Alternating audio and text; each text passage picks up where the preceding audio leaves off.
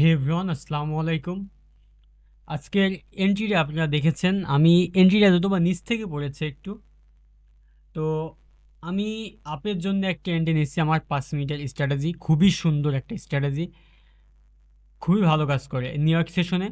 আমি এখন সন্ধ্যা 7টা, আজকে তারিখ হচ্ছে 16 তারিখ।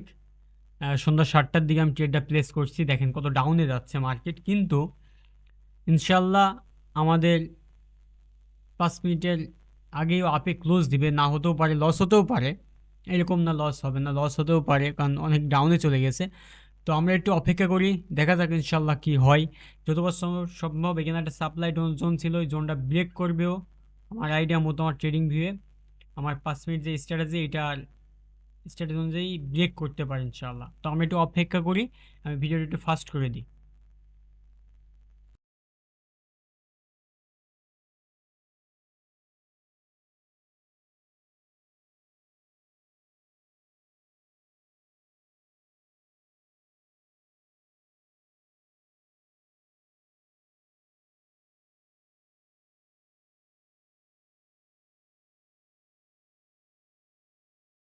তো আলহামদুলিল্লাহ, যেটা বলছিলাম সেটাই হয়েছে আলহামদুলিল্লাহ। খুবই সুন্দর একটা মুভ দিছে। আমি তো ভাবছিলাম লসই হবে হয়তো, বা আজকে লস নিয়ে বেরোতে হবে। আমি ডিসিপ্লিনের সাথে ট্রেড করি। লস হইলে আমি লস অ্যাকসেপ্ট করতে পারি।